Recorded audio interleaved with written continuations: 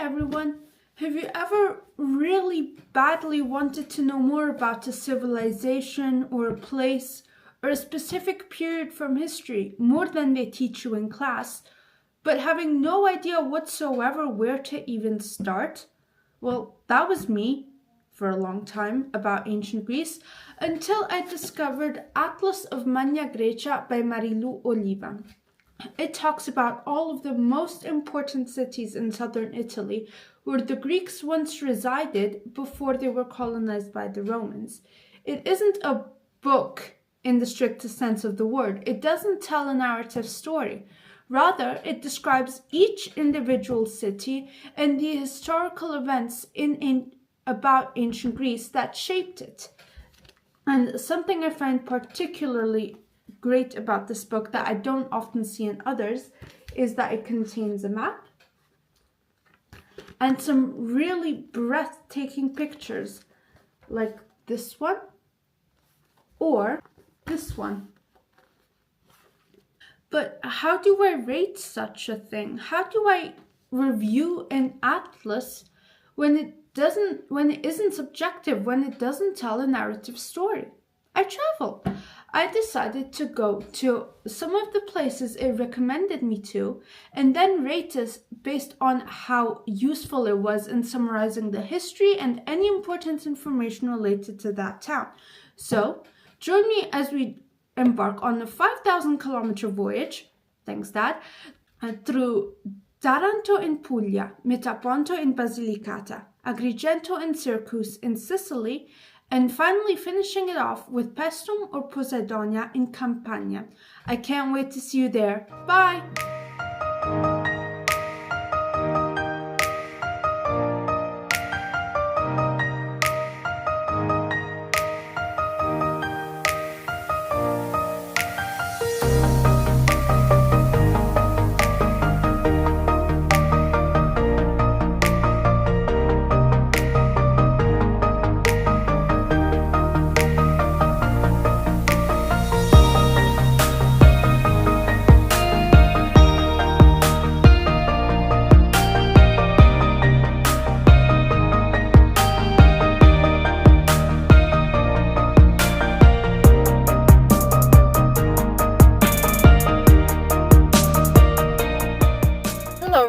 Welcome to my tour of Magna Grecia, and today we're starting it off with Taranto, one of the most important polis or settlements there. More specifically, we're visiting the Museo Nazionale Archeologico Taranto, or MORTA. The name Taranto is derived from Taras, the son of the sea god Poseidon and the sea nymph Satyria. Would you like to start the journey? Okay, then follow me.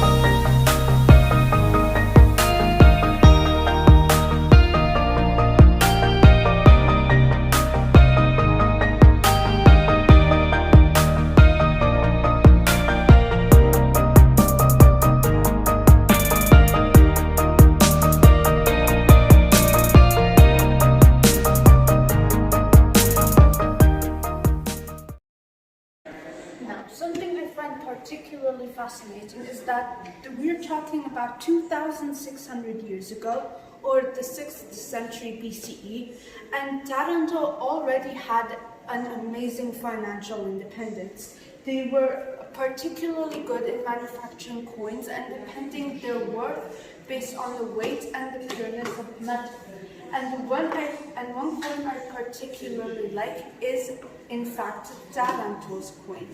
It depicts Taras, the son of Poseidon I mentioned earlier, riding a dolphin. And the story goes that that a dolphin saved him from drowning in a shipwreck and then transported him to Taranto's shores, where he went on to found the city.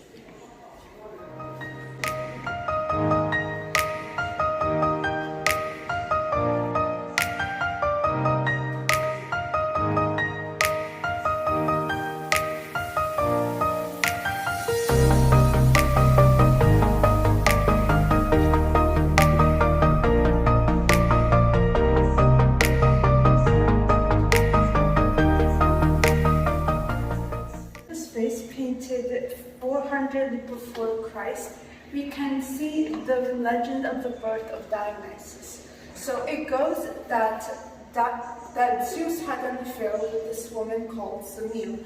However, she died 6 months pregnant with Dionysus for daring to contemplate Zeus in his true godly form. To save the baby, Hermes devised a plan that involved Zeus sewing the infant into his thigh and then giving birth to it on Olympus. And that's exactly what he did. 3 months later, Zeus gave birth to Dionysus out of his thigh, and Hera, or perhaps Elysia, the goddess of birth, welcomes baby Dionysus into her arms with some of the other gods showing. For example, Apollo and Artemis, and Hermes, who devised the plan to save Dionysus in the first place.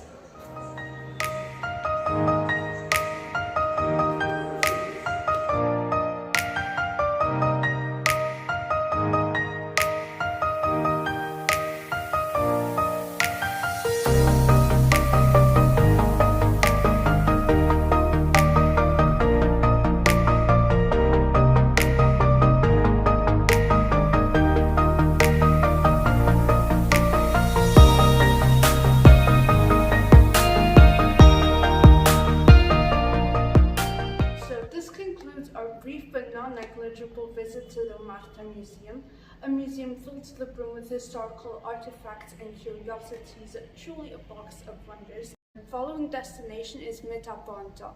See you there!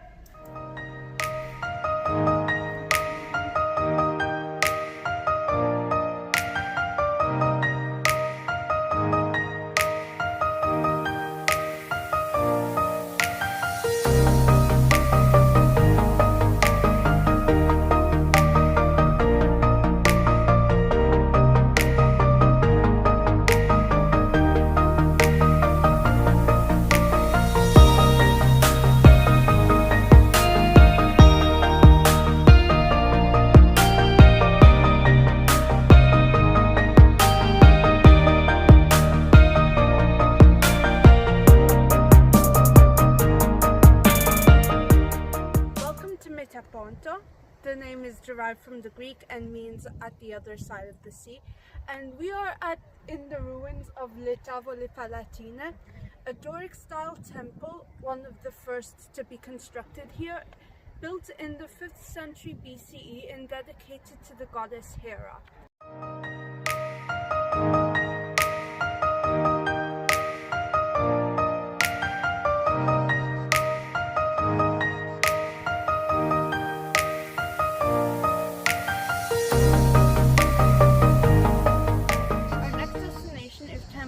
Will be the statue of Pythagoras. You know, the ancient Greek mathematician who developed the theorem a squared plus b squared equals c squared, so long as the veins of my existence, by the way. He originated from Crotone, but was persecuted and fled into exile here in Metaponto.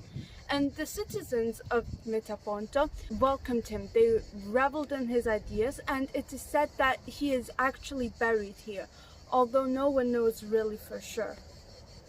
So everyone, I'd like to introduce you to Pythagoras, or well, the statue of him. He was best known for coming up with the Pythagorean theorem a squared plus b squared equals c squared, with which you can find the hypotenuse of a triangle if you square the two sides and then square root the result. That's the hypotenuse.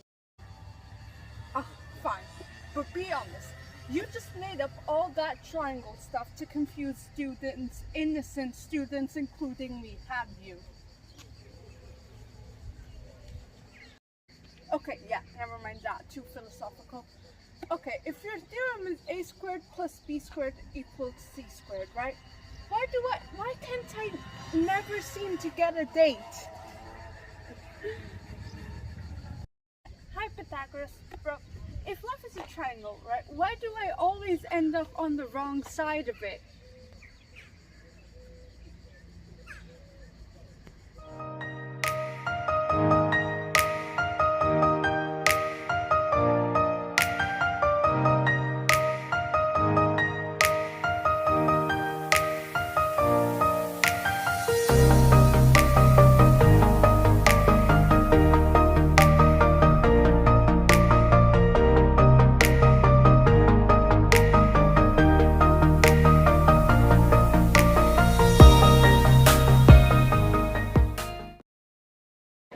to see a concert that's performed in the same place as Greek tragedies were 3,000 years ago. Also, two fun facts: amphitheaters are built in a way that the sound is naturally carried up through the air, so you can hear everything without the use of speakers. Fun fact two, we are watching Giorgia, one of the greatest Italian pop singers. However, women were not allowed to perform in ancient Greek theaters, so this really just shows you how far we've come as a society.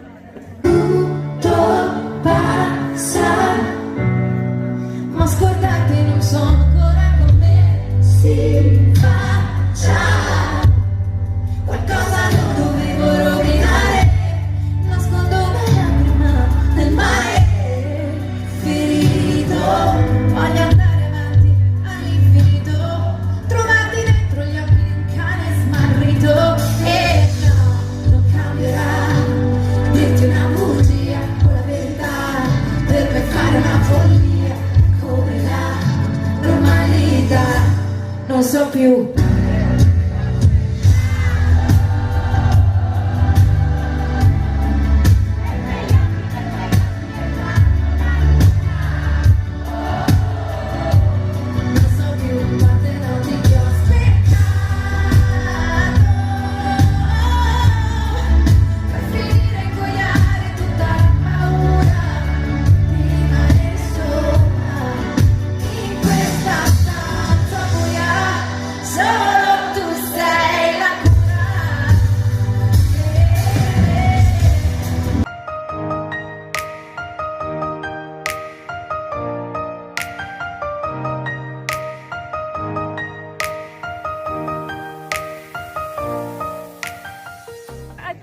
Of Ortygia in Syracuse, and right now we are standing in front of the ruins of the Temple of Apollo.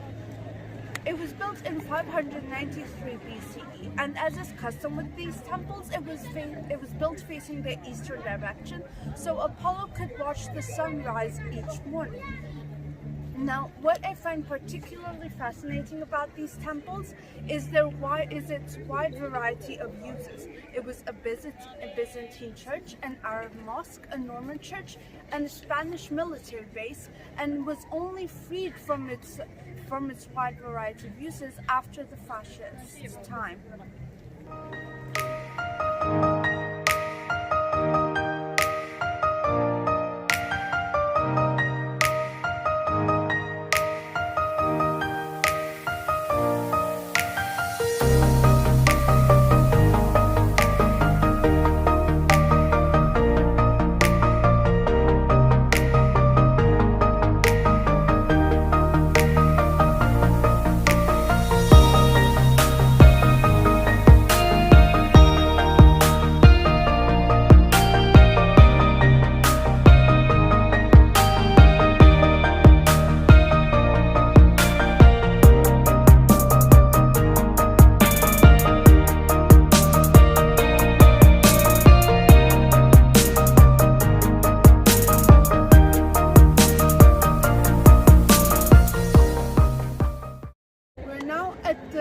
At the spring of Aretusa in Ortygia. Fun fact, Ortygia's main source of water is actually fresh. Have you ever wondered why? Well, it's because of this myth. Aretusa was just a girl living her day-to-day life when the hunter Alfeo fell madly in love with her. He was so obsessed with her that he would chase after her day after day after day. Obviously, she hated this and wanted attention. Who did this guy think he was anyway? Also, Aretusa was not only just a girl, she was a priestess of Artemis, and therefore she swore to be chaste her entire life. So, to help her, her goddess transformed her into a spring of fresh water, this one to make her escape Alfeo. And as can be expected, Alfeo was distraught. He cried for days and days. And Zeus took pity on him and transformed him into a river so that he could be reunited with his beloved.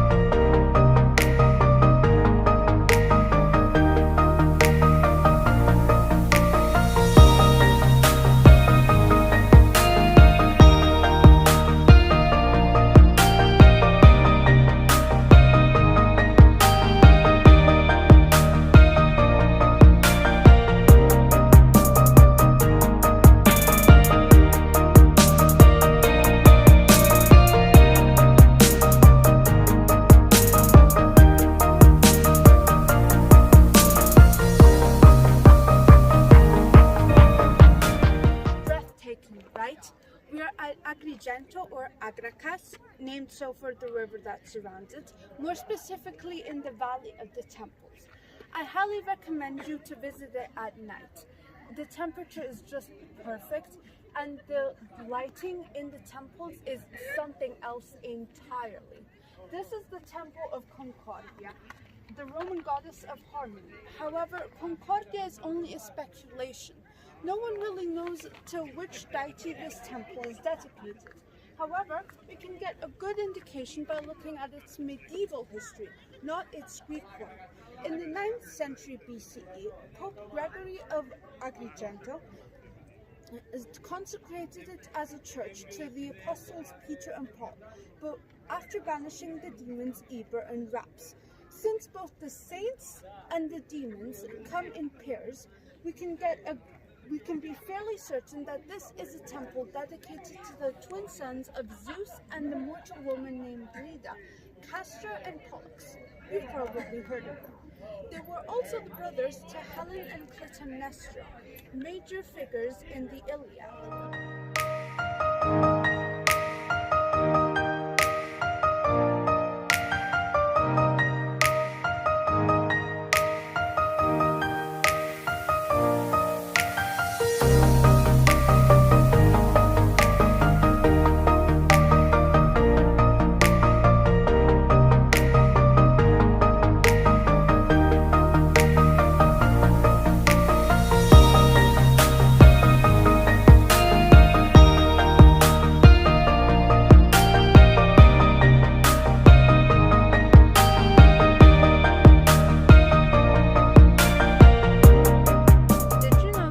Historians can make mistakes.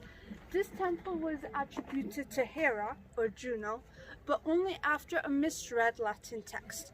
Temples such as these have three main compartments: a front porch like our modern day houses, the largest room in the middle, which was called a cella, and also a back room. These temples were also fitted with an altar because they were key points for religious ceremonies.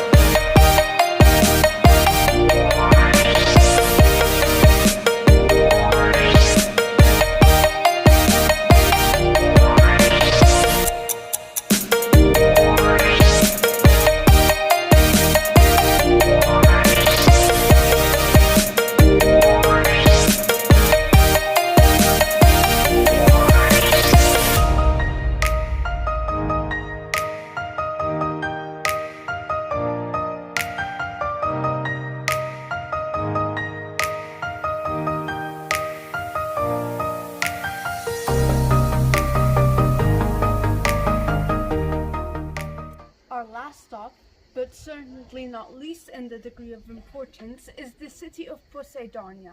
It comes from the ancient Greek Poseidonia, which means city of Poseidon.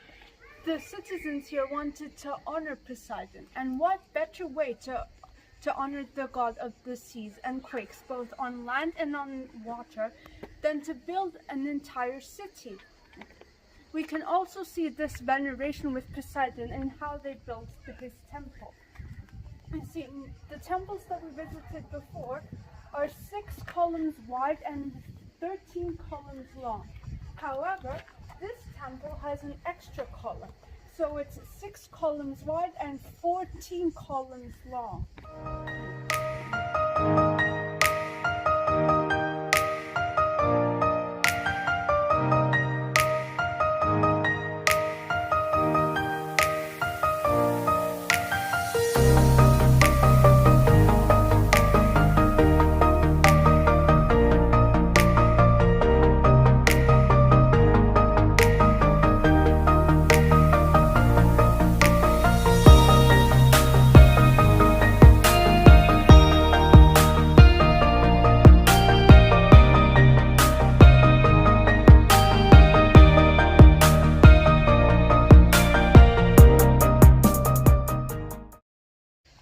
Temple, which we are in now, is the oldest one that was built in this area, which is why it's known as an archaic Doric temple.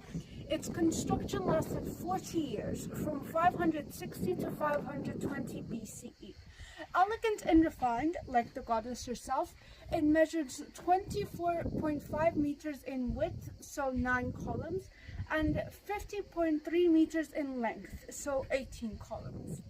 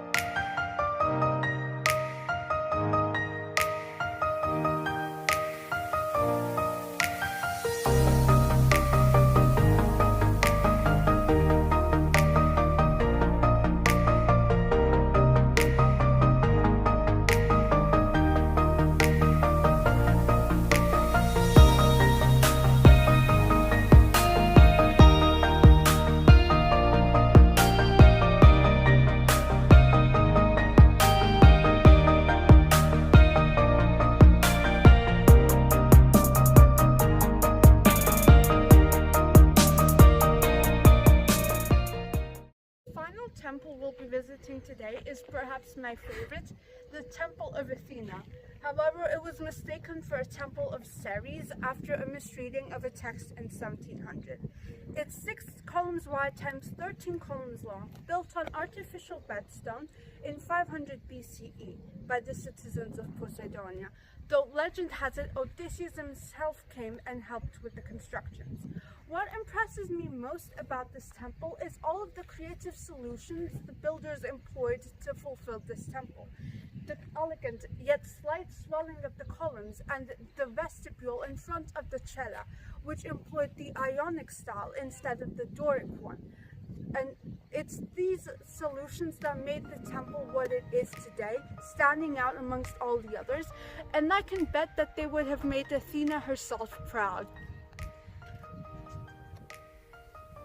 So this concludes our voyage through Magna, Grecia after having traveled through Taranto, Metaponto, Siracusa, Taormina, Agrigento, and now Paestum. It was a journey filled with history and hidden gems of culture and knowledge, and full of mythology wherever you look. Its foundations are not to be forgotten because, believe it or not, they're where our modern society lies today. So, was this atlas successful? It really was. Oh, and remember to like, subscribe, and click the notification bell to receive any news about my new videos.